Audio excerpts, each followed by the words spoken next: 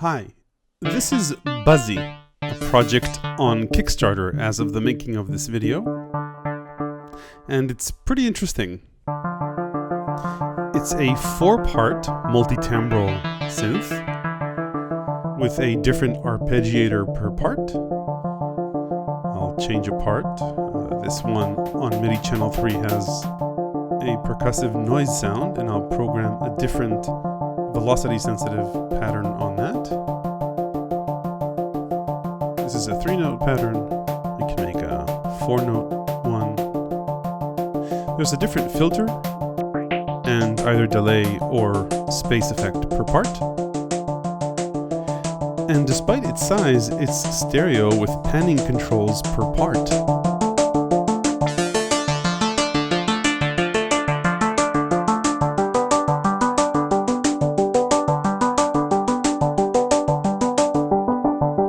This is a prototype Fred's Lab sent me. The panel design isn't final, but I'm told the sound engine is complete. We'll go over the individual sound engines and everything else. Everything here is digital, the sound engines and the filter. But despite that, the bass and the filter sound quite nice.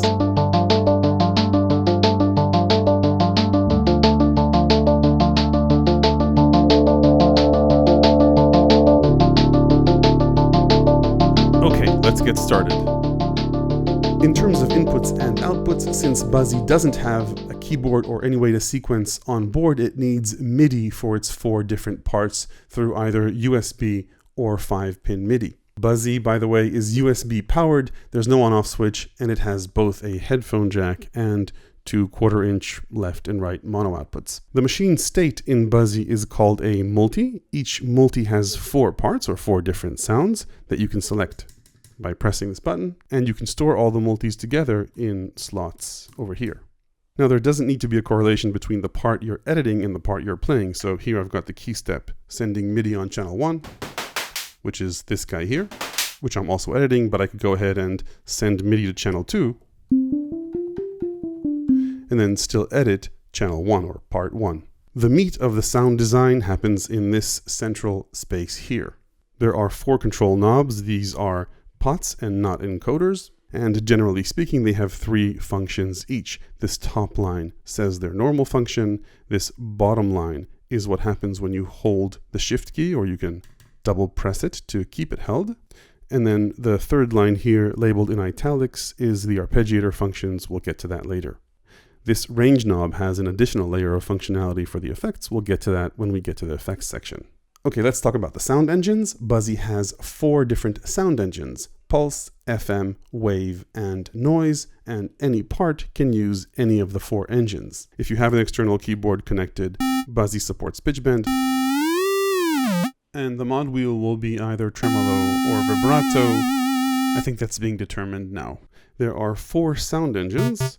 You select them by holding shift and turning this knob.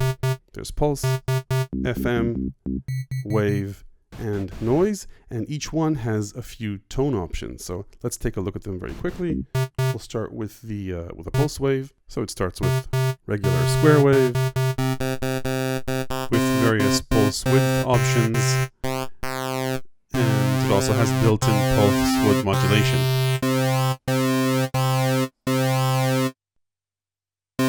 Let's check out the FM engine.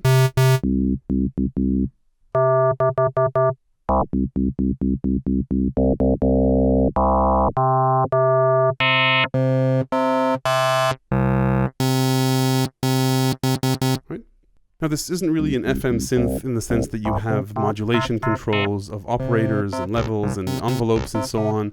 I think that these are either determined internally or sampled, but they're pretty much fixed to these sounds.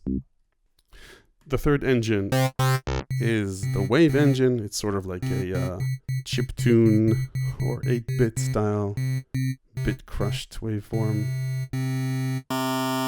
And it has, as you can see here, a few modulated options as well. Finally, the last engine is a noise engine. Now, the way that this works is there are different types of noise, as you can see here, and then the keys in the octave represents different filtering options for the different waveforms or noise types. And you can also do sort of like a filter sweep with the pitch bend for each noise type.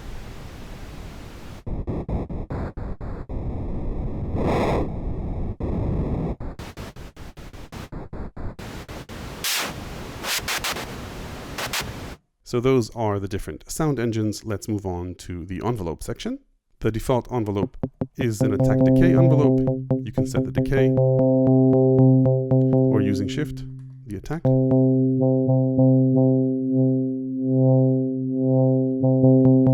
And then you can also choose to have a sustain stage in the middle,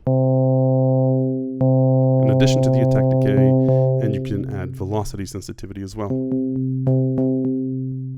You have both sustain and velocity sensitivity too. Cool. One more option here, if you hold the sustain key, it'll generate looping envelopes. So I can determine the decay, and the attack, of course, and have the envelopes loop.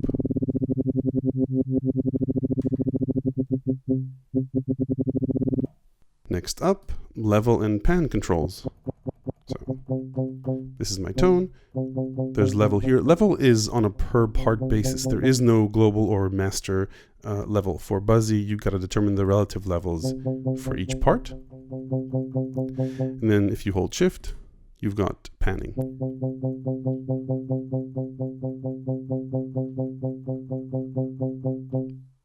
Like I said before, Buzzzy is a stereo synth, which is really cool, first because you can put each of the parts in a different area in the stereo field, but because you can also use each of the outputs to send to external effects for separate processing. Okay, let's move on to the effects section. Now, each part has its own separate effects chain. You always have access to a filter if you want it, and you can choose for each part to either activate space, which is sort of like a kind of reverb, or delay. Now, Buzzzy, like I mentioned before, is polyphonic in the sense that each note and each key you press gets its own envelope, but they all share, or at least each part shares the same effects and hence the same filter as well. Now, there are no filter envelopes or tracking capabilities, so it doesn't really matter that much, though there is a filter LFO, which, like I said, is global for the part. Now, each effect has 3 parameters. That's where I mentioned that this knob has an additional layer of functionality. There are 2 parameters, range and depth, which you can change by moving the knob or moving the knob with shift. And then there's a 3rd layer, which you control by holding the effect button and turning this knob. So let me show you just by example. We'll choose a pulse width. So we're on the pulse engine with PWM. So let's start with the filter. I turn it on. This is the filter cutoff frequency. Obviously, I think you can hear what I mentioned, by the way, regarding the sound. Anyway, so this is filter cutoff. Then if I hold shift or double click it, I get resonance control.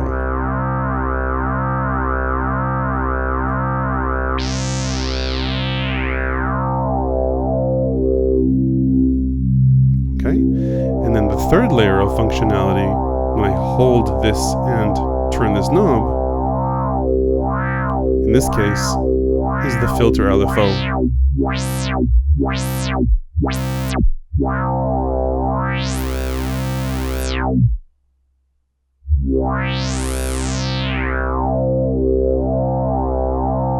Now, just to add a little bit more complexity, there are 3 types of each of the effects, and you select that by holding shift and pressing this button, or again, locking shift and then cycling through it. So for the filter, we've got a low pass filter, right? And then band pass, and then high pass. Right, so this is the high pass filter. Then hold shift, click, low pass, and shift click band pass.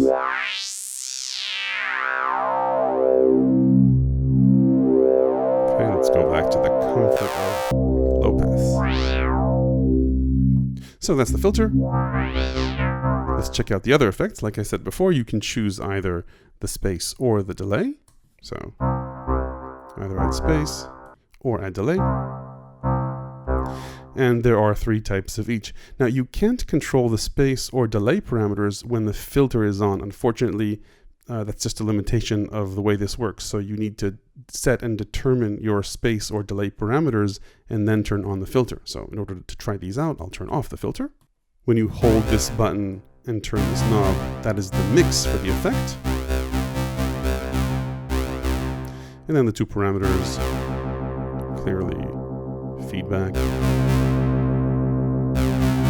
less, and then holding shift is the time.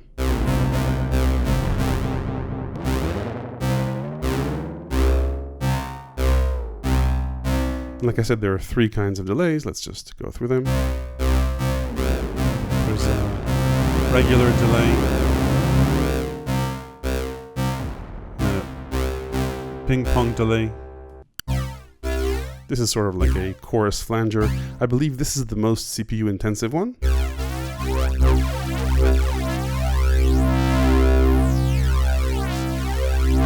Alright, so if I wanted to filter this now, I would now activate the filter. And that's how you use both the filter and one of the other effects simultaneously. Let's check out the space effect. Here too, you've got mix by holding this button, and then 2 parameters, range and depth with shift.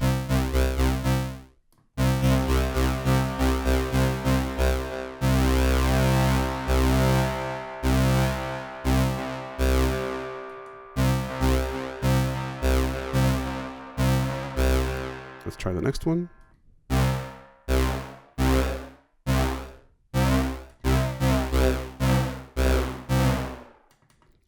And then the third. Oh.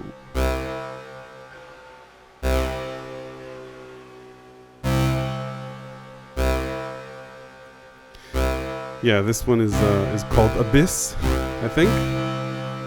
And also an extremely CPU intensive one, so you will have less voices if you use it. And yeah, clearly my dog approves. Okay, the last feature I want to talk about before we talk about pros and cons and wrap it up is the Arpeggiator.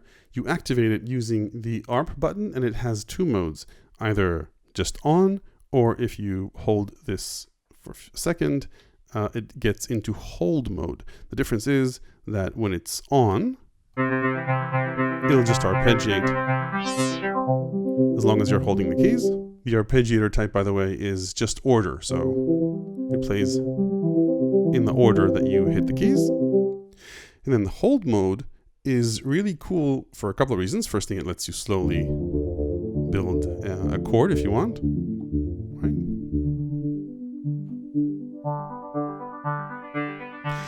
And it's also sort of like a sequencer, so if I hold a note, as long as I hold the note, I can keep on adding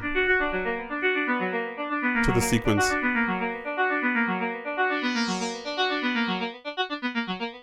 Right?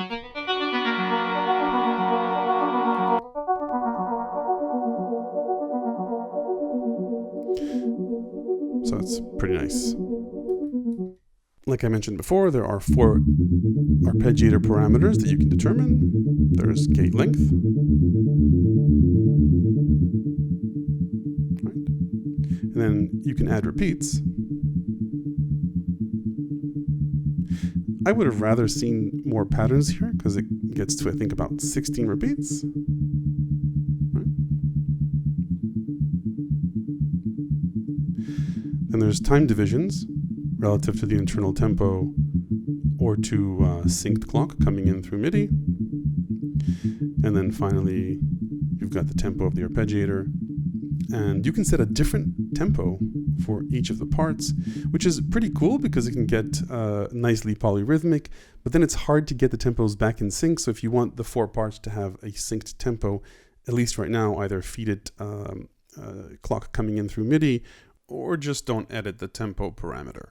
Okay, let's talk about pros and cons. On the cons side, a few things you need to be aware of. First, the 16-voice polyphony is up to 16 voices, not 16. Effects will limit the number of voices you have available, especially the long reverb and the chorus flanger effects.